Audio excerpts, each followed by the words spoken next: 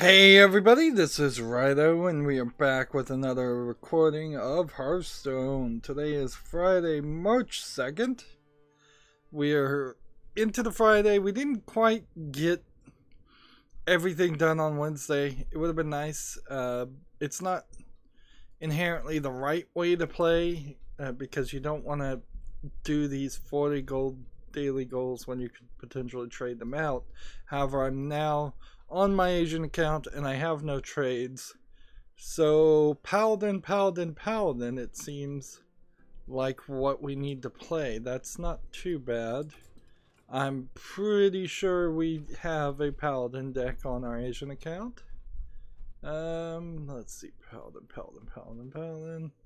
Yes, we have a Murloc deck, we have a Shield deck, so between the two of those we're pretty well suited. The Tavern Brawl is still this Brawlseum where you would have to pay 150 gold or $2 to do that, and it's a wild arena run. I don't know why I would want to do that. If anything, why not play just the arena run? Like, yeah, I don't even know what the difference is. Honestly, what is the difference between an arena run this week and this? Let's see. The winner goes to spoils, which means more wins, more rewards. 12 wins for a maximum glory, 3 loses. And, like, it's literally the exact same thing. Forge a deck from random cards and see how long. I guess the only difference between an arena run is you might be able to break the rules a little bit on an arena run and have 3 or 4 or more cards of the same type in an arena run, where this Tavern Brawl makes you follow the usual rules: 1 legendary and 2 of any other type. I wouldn't be surprised if they eventually introduced a super legendary series of cards that then allowed you to try 2 legendaries in your deck and then 1 super legendary and 3 of the regular cards. You certainly wouldn't want to introduce that, as most players don't have a complete collection, but give it 4 years, and where most players who are playing Hearthstone probably would have a complete collection, I could see introducing that as a thing.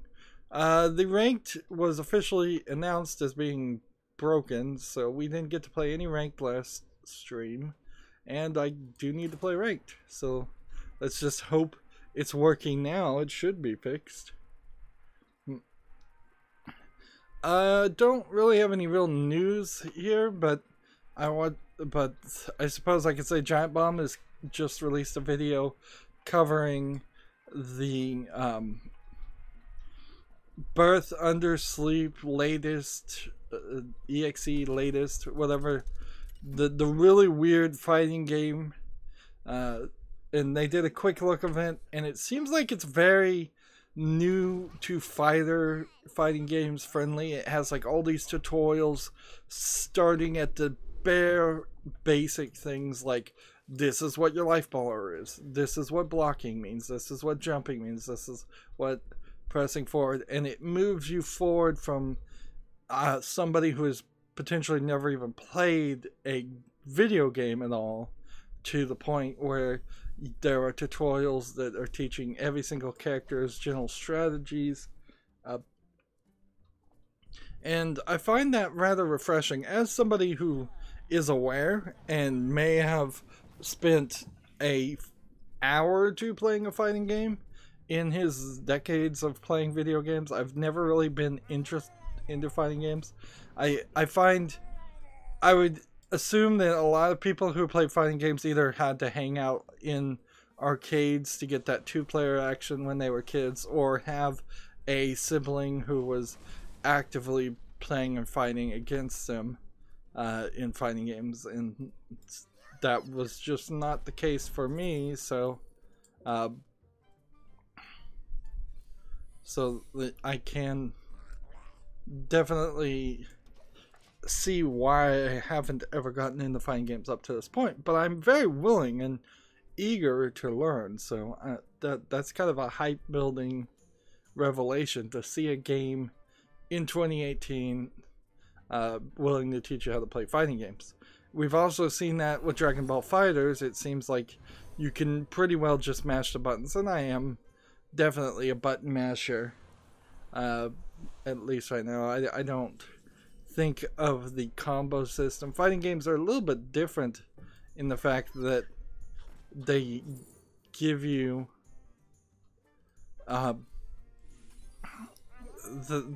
you kind of preload the actions, even if there's very little delay.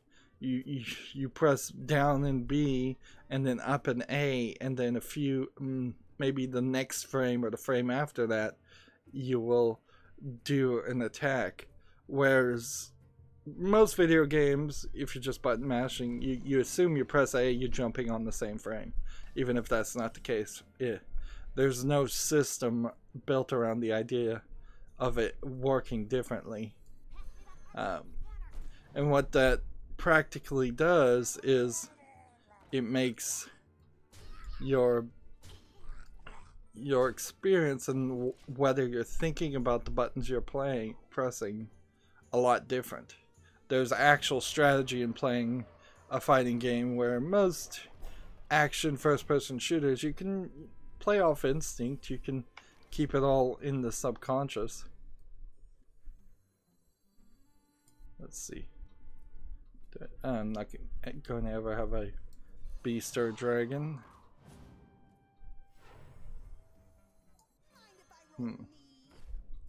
So, what do we want to do here? Probably this.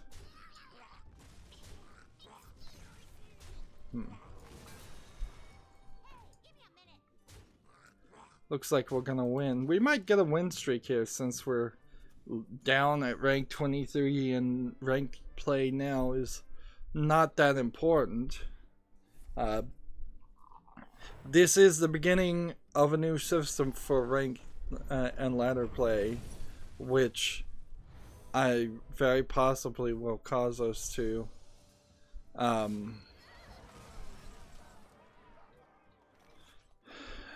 it very possibly will cause us to move up higher in the rank if we play rank, or perhaps move us lower in the rank. Well, we can't move lower in the rank, can we? We're already at the bottom.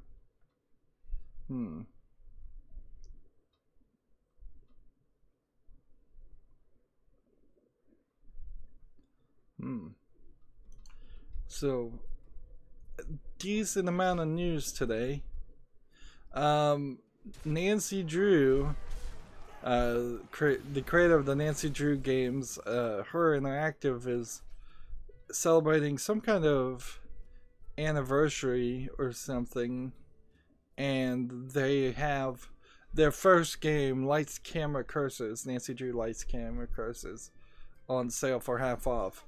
I recently covered that game. It is not worth even half off. It's a very bad point and click-esque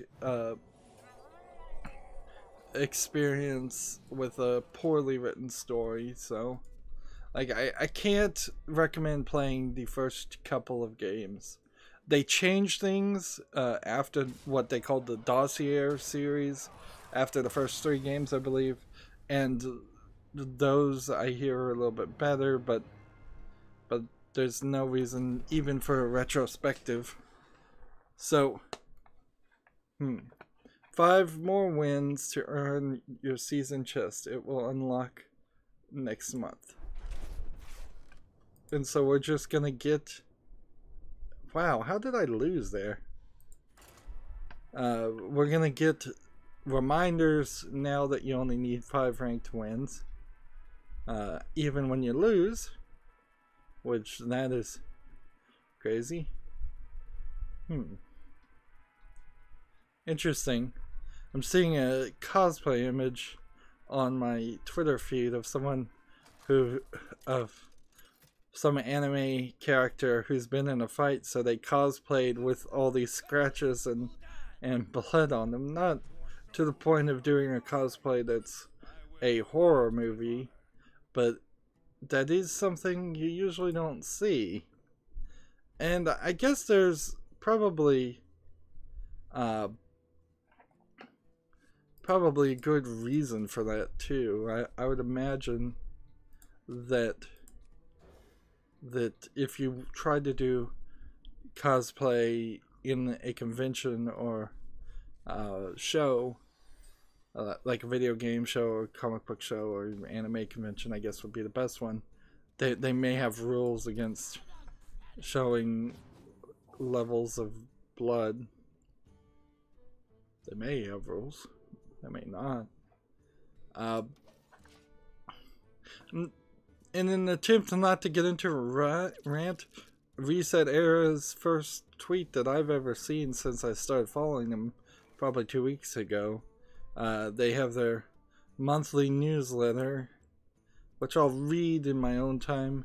That they say they had 5 million posts and more than 36,000 active members since launch only 4 months ago. The new QAs. So I guess I just have to leave it to each person's own interpretation whether you consider that a large amount of posts. Like 5 million posts really to me doesn't mean much of anything for any site, because it could be 5 million posts and 4 million of them are spam. The 36,000 active members, on the other hand, is the number that certainly is good. If you had 36,000 subscribers on your YouTube channel, you would be doing pretty good. Even if it is very debatable as far as what active members actually means, because I'm sure at least 6,000 of those 36,000 are people who came over from hating NeoGAF, signed up, and then got bored after 2 weeks and then left.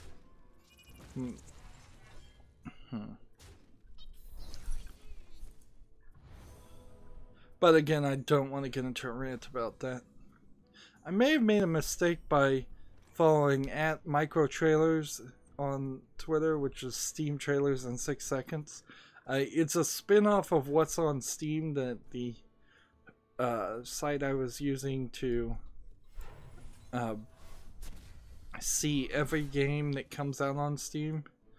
I think maybe the micro trailers only make 6-second trailers on Steam launchers that have videos. And if I am going to spend the effort to look at every single game that comes out on Steam, I should also look at every single game that comes on Steam that also is too lazy to make video.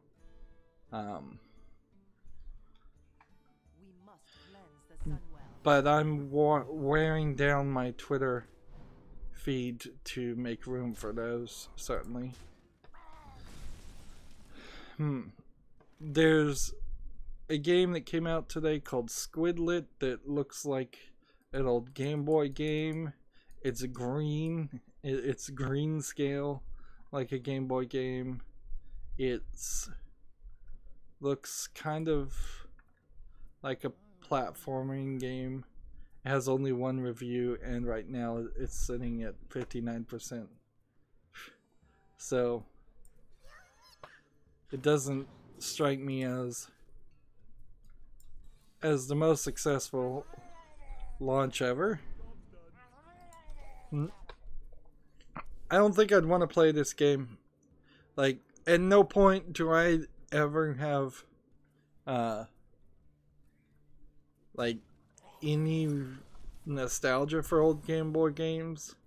When I was working on my RetroPie project, I adapted the settings so it took old Game Boy games and ran them through the palette adjustment that the Game Boy Color adapter would have done, or the Game Boy adapter for the Super NES, to to make those 4 colors of grayscale at least look a little bit better. I don't think anybody is going to like black and white in the same way that I don't think anybody is going to enjoy playing a Virtual Boy game in red and black, which is also why I changed it in NES settings for the Virtual Boy games to be just black and white and look somewhat better. Moving on, Gamatsu has an article. I gotta phrase this better. Gamatsu says Ubisoft has acquired the Brawlhalla developer Blue Mammoth Games. I'm not sure if they developed anything besides Brawlhalla. Brawlhalla was the game, I believe, that they were going to try to make Smash Brothers on PC. I think that's what Brawlhalla is. I guess maybe we could find it. According to the developer, the acquisition will allow the studio to grow as well as provide more stability and resources to improve Brawlhalla and add other features. It's a little weird that Ubisoft bought this, but it seems like Ubisoft is on a buying spree after they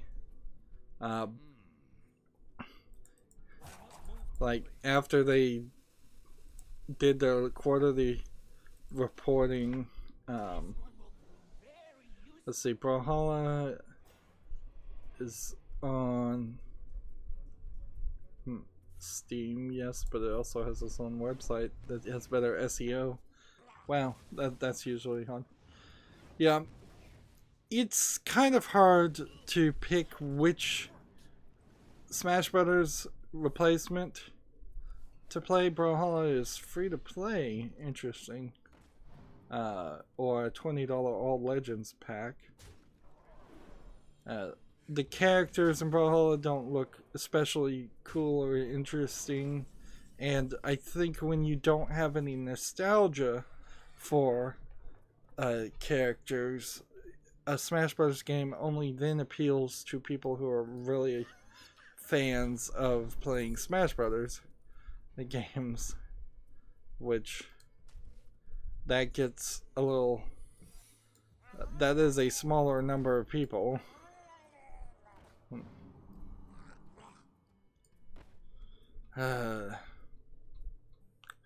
Well, I'm playing cards at least, but I'm gonna lose. 80% of the last 1,991 users rated this game positive in 30 days. So it is a very positive rated game. There is the It'll Do developer also making a Smash Brothers style game, but now that Ubisoft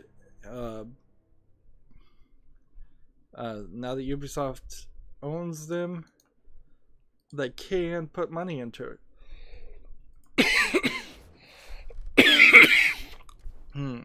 Excuse me. One of the things that I guess I would want to ask about that is, how does Ubisoft change this free-to-play game? Do they put in a bunch of microtransactions? Do they try to annualize a fighter game? You kind of should annualize something like Brawlhalla. Add 6 more characters, kind of like how Overwatch added. Apparently it's Brigitte, not Bridget. I kept saying Bridget, and then I heard somebody else pronounce it, and I'm like, oops, whatever. But yeah, we may see every year Ubisoft talk about Brawlhalla at E3 and say, we've got a new patch for Brawlhalla with new characters and new balance changes and new levels. At a certain point, you cram the game with too many things and too much variety.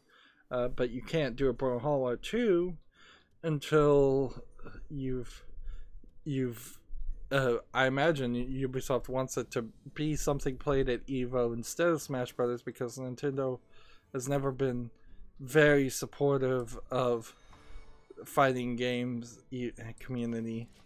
So you want Brawlhalla to succeed at EVO, and then once it's lost its luster at EVO, then you'd come out with Brawlhalla 2.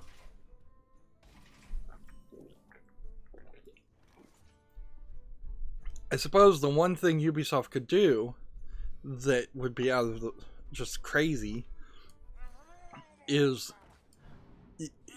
they could take or replace half of the characters with Ubisoft characters. So Bayek from Assassin's Creed Origins, Ezio Auditore, Altair, just from the Assassin's Creed series, you could get 6 or 7 Assassins type people in there. You probably wouldn't want to do that. You could get the guy from Watch Dogs. You could... Oh, it's hard to remember what other games Ubisoft has made, but I'm fairly certain that there's a significant number of series that they could do. You could get the Prince from Prince of Persia. Yeah, looking at Brawlhalla, the only other game they've ever made is Dungeon Blitz, which they kind of... Dungeon Blitz doesn't really look like it's terrible, but it doesn't look that special either. They've kind of got a good deal there. I would say Ubisoft hired a company that's doing a really good job right now and hasn't gotten too big to be too expensive.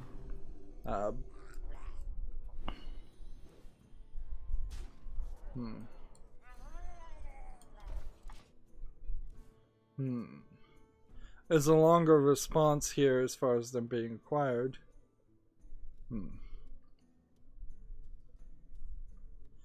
As long as Ubisoft acquires things that aren't dead laden, their stock valuation goes up.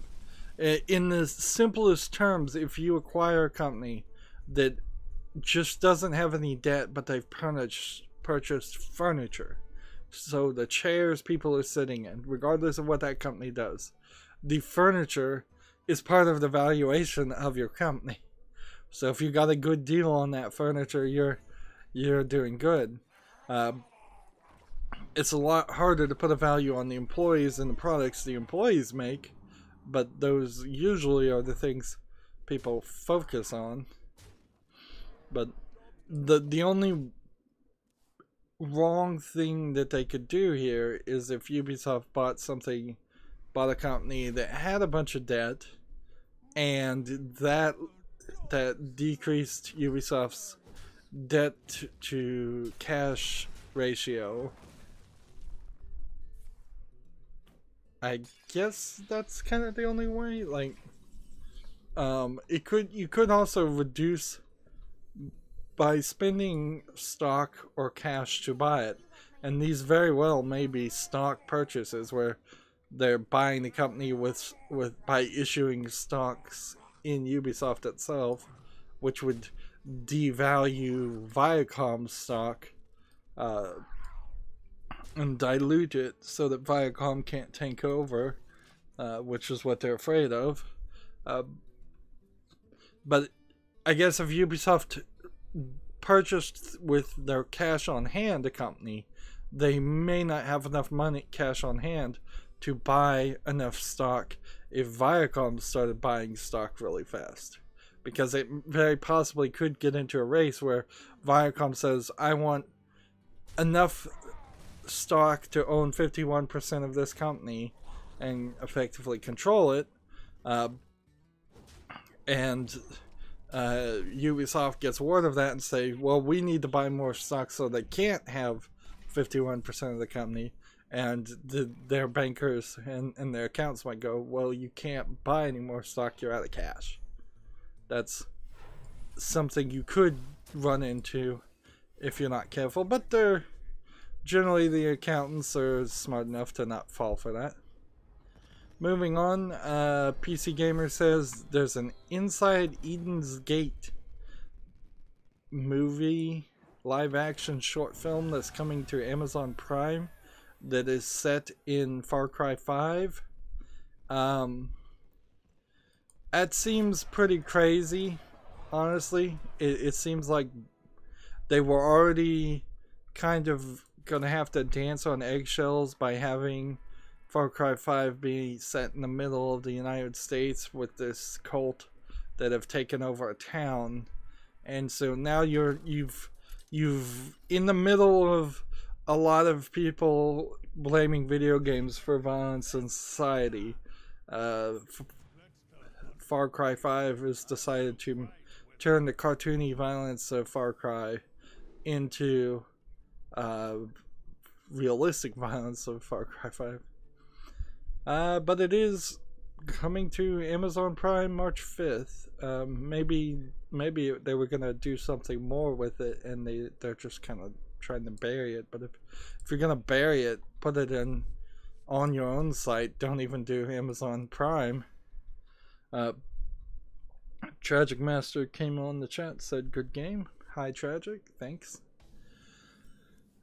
I spent last night watching Bayonetta Bloody Fate, which is a anime version of the story of the first game of Bayonetta, and boy does that not work.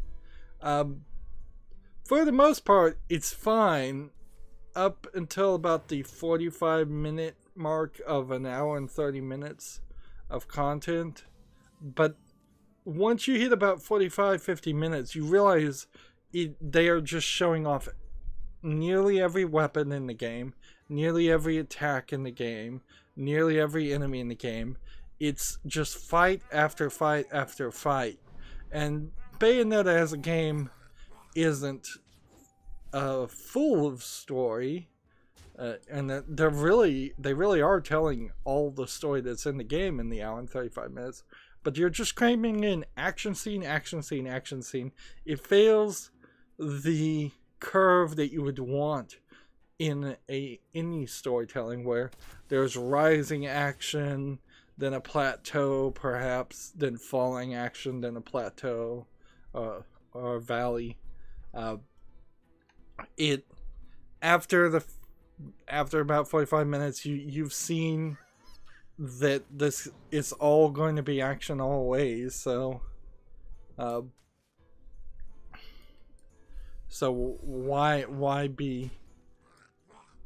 why have any time to invest in it? Yeah, it's kind of silly.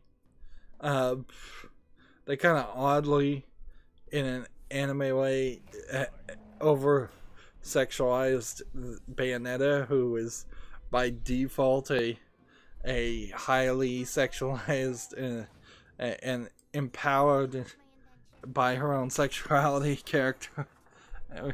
And they still went, I think, a little too far. There's several scenes where she like lustily licks her lips, which I don't think did in the game, or if she did it once or twice. She did it like 4 times in the movie. But yeah, the movie fails so bad by being full of action scene after action scene. And it also fails in depicting the joy of actually playing Bayonetta, because they're actually, yeah, they don't even show the witch time elements at all in the movie. And because your hand's not on the controller, what you do in the game Bayonetta, controlling and moving very fast and pulling off attack combos, feels a lot better than what just being shown those same actions and not being in control of it.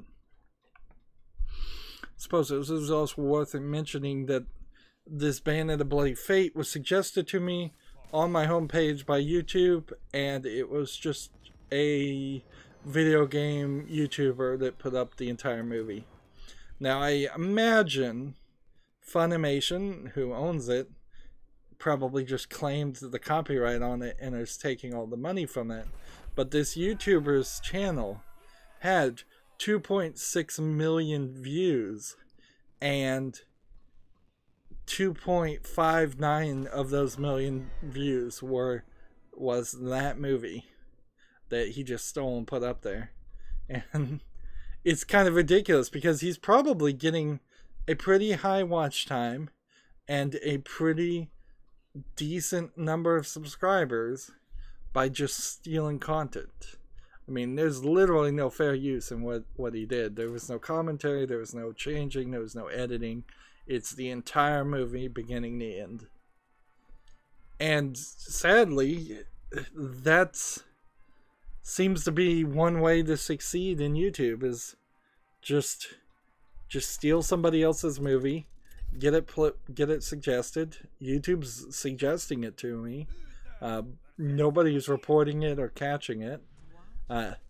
Directly under watching the movie for free on YouTube, there's a link that says it's available for $3.99 from Funimation. I'm like, so even Funimation either didn't catch this or didn't even care to put it in the Content ID system. For all the abuses of the Content ID system and the DMCA that happened on YouTube, how come there are these like wide gaps sometimes when people can put entire movies on there? And when I first clicked, I assumed it was just going to be another one of those clickbait videos that you see all over the place that says this movie's been moved to this website, click on this link, go to this virus-laden website. I assume to watch this movie, but no, the whole movie was there. Wow. Of course, that was probably also a waste of my time, but at least it was slightly video game related. And they never really made a movie for the second or third game. It's pretty redundant, in all honesty. I don't think you need to make an anime of a game that is basically an interactive anime in the first place. If anything, you would want to make a comic book or an anime telling a different tale in her life. Bayonetta had this whole life, you assume, from her first experience 500 years ago, so you could have set a story in the past and had her do everything, and then she just would lose her memory, as happens in the game. So yeah, you could squeeze in extra story around the edges, or you could set something between the events of Bayonetta 1 and Bayonetta 2, assuming that doesn't happen back to back. Moving on to video game news, though. There was a rumor spawned by a tweet that Blizzard might bring Diablo to the Nintendo Switch. It is not a terrible thought, but they kind of just screwed up.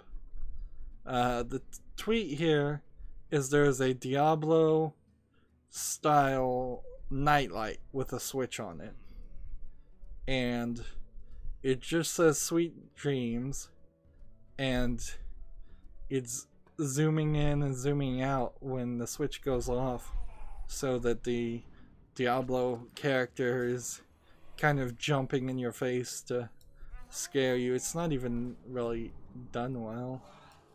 Maybe with audio it would, if I was listening to that, it would be a little bit more infectious, but it's a 6-second looping video. And I guess the idea was that because there's a Switch on it, people think that it might be coming to the Switch. But they came out directly and said they have no plans to release Diablo on the Switch.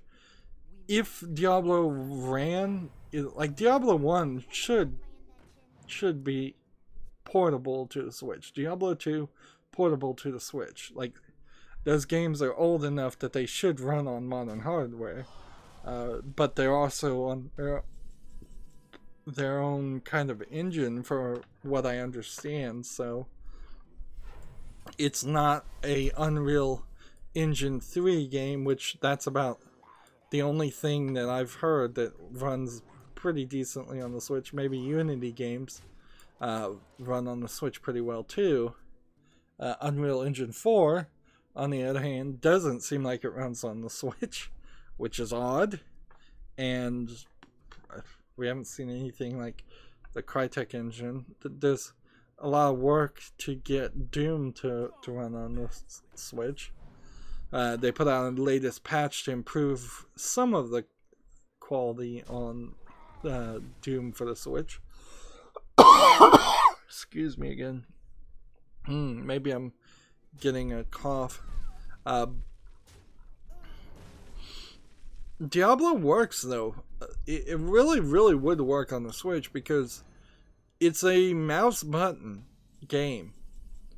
So if all you're doing is hitting A for left click and B for right click, that's sort of all you needed. There, I think, was like a 1 through 10 function bar that you could put on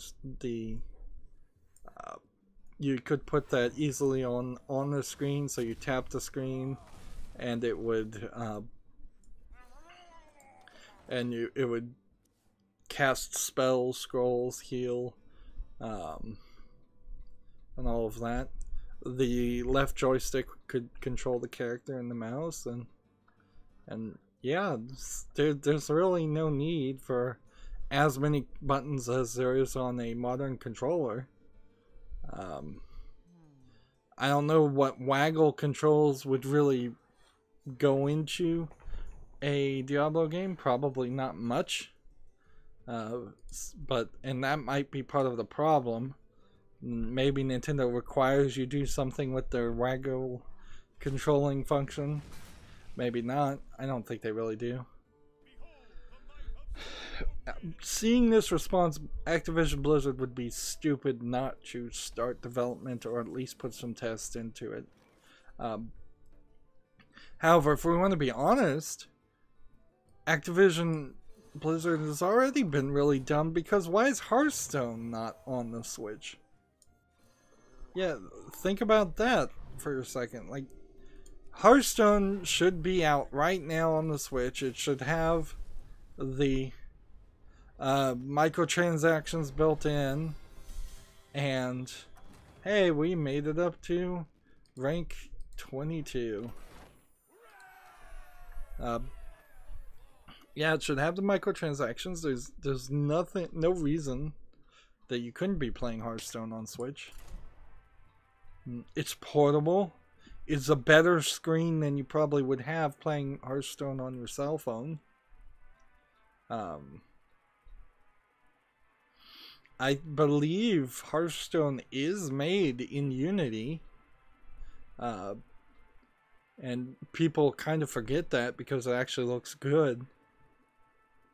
Why is that not ported over? Why is the Fallout mini game that came out for free, Fallout Shelter, why is that not on Switch?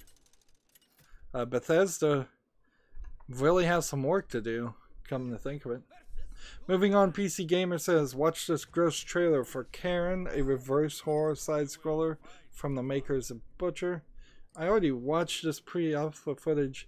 Basically, you play as... Well, Karen is a lesser-known phrase for, like, flesh, dead flesh. It's what buzzards eat, but buzzards are Karen types of animals. And so you're playing as this mob of red, fleshy spaghetti that can grab things and rip them apart, grab people and rip them apart. And hang from the ceiling. It's a slight twist on what is otherwise just a flat 2D side-scrolling game. In watching the trailer before, it seems like the character you're playing as, the monster, is a little too powerful. Like there's this alien looking floating turret gun that seems like it gave the character a little bit of trouble. Seems like light might play a factor in the game because you can break lights. Seems like maybe breaking computers might play a factor too. One would have thought that there would have been a way to increase the mass of the creature, or perhaps you decrease the mass of the creature because you stick to surfaces. It doesn't really feel like that is the case from what I'm seeing in this pre-alpha footage. Here's a section where you split yourself in half and control yourself, hit two switches at the same time.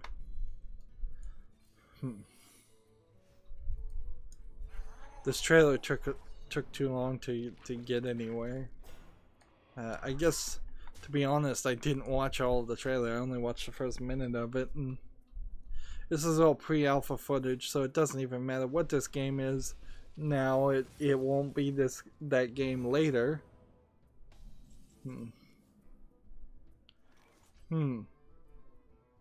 Seems like you get abilities, and you do get abilities by freeing more parts of your own body that are trapped in containers.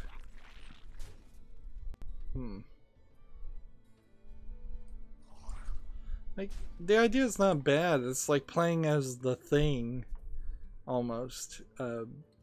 Not the Thing in the movie that would take the appearance of other people, but what you would kind of assume the Thing actually looked like, left to its own devices.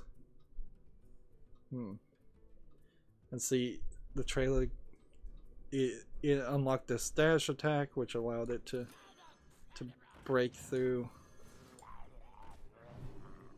to a new area. And that's the end of the trailer. Let's see, and how many of these impressions are mine? 1, 2, 3, 4, 5 out of 6. I think my tags on my channel actually are pretty good, because at the very least, when I watch a video on YouTube on the desktop, it is suggesting to me my own videos, which probably also means that a lot of people are probably seeing my videos and not clicking on them, which is something I need to work on, I imagine.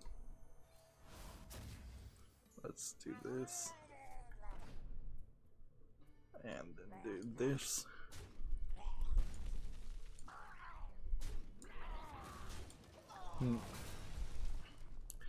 There's one listing for this game for Tarion coming out in February 2020. That's probably a placeholder. The YouTube description says it isn't out and no release date. So why even talk about a game that's in pre-alpha, may never be finished, and has no release date?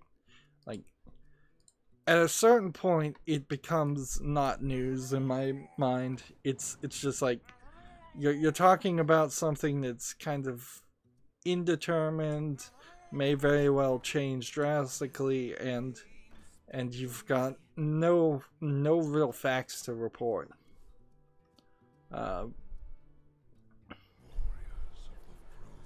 It seems, and the only reason you see articles like that is because people get paid in weird ways, which is probably an understatement of the century, but if you're a video game reporter and you're paid a salary, so you're not paid by the word, by the article, you may be required to write a certain number of articles every day. So you end up writing articles that are, like I say, not news, not any pertinent information in them, like that. On the other hand, if you're a contractor or a freelance person and you're just submitting articles for pay, then you also get encouraged to write more and more articles that don't matter. And inherently, for PC Gamer and most websites like this, they need content. They desperately need content, so they'll put anything up just to get more people to look at their site, to look at the ads. And that also encourages the not news information. Sadly, I'd have to get into yet another rant about universal basic income, I think, to solve this problem. It's like, I suppose there could be viewer backlash.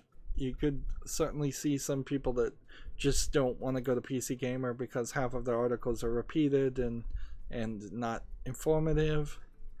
But that's the only other way I see that they would keep things streamlined and slim. The internet is a medium of excess. It works only by flooding it with more and more things, which makes YouTube feel very weird when they're doing the exact opposite. From flooding it with more content, they're getting rid of content creators, and in the long run getting rid of content. And I guess maybe YouTube is right. Maybe this is the other side of the internet. Maybe this is internet 4.0 or whatever number it is at, where people start to be critical in their content, and they don't want a bunch of fake news and clickbait and garbage, just garbage information. On that side, PewDiePie had one video where he said the internet is garbage, and then he started reacting and making fun of a YouTuber who was a child, clearly a child, putting himself on camera and complaining that people were disliking his videos. That is punching down to the most extreme as far as your comedy. Since PewDiePie is at the top, it's very hard for him not to punch down when doing comedy. The concept of punching down is that's not how you do comedy, because it doesn't feel good. It doesn't work very well. You want to always punch up. You want to make fun of people who have more power and who have who can or should be able to take it. So you make fun of people like presidents. You make fun of people who are bosses. You make fun of rich people. You make fun of actors.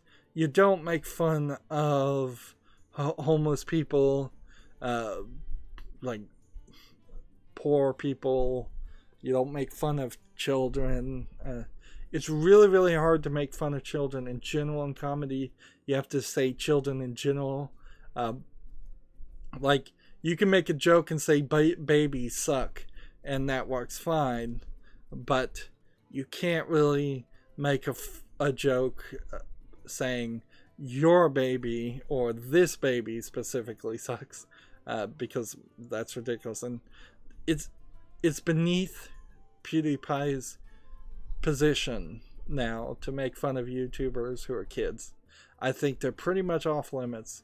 I know they're putting out a bunch of cringe. I know they're putting out a bunch of garbage, but first of all, getting your 65 million viewers to see a video that wouldn't have been seen any other way by less than 1,000 people, and ridiculing and embarrassing this person, you may have just ruined this kid's life forever.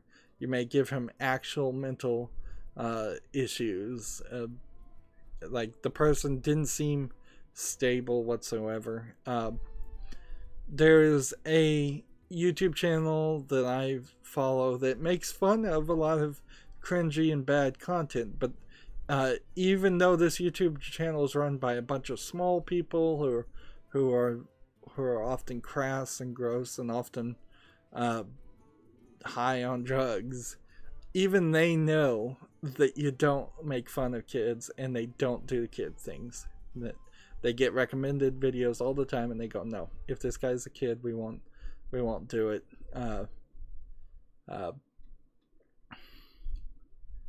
Because it's just not a good precedent to set. It's the same thing as Logan Paul, like messing with the fish in a lot of ways. Is like Logan Paul's a millionaire and he's suffocating a fish. It's like that's punching down really bad, really bad. I don't know about some of these big YouTubers. It seems like they might be trying to just get kicked off YouTube permanently, or ruin YouTube permanently. I don't know why. Anyways, it's been 30 minutes. Well, no, 45 minutes. That's going to be it for this recording. Stay tuned if you're watching live. As always, I ask you to like, share, subscribe, comment, and watch every second of my videos. If you want to friend or follow me on any social media sites, there's a whole bunch of links down below. Thank you for watching. Have a good evening.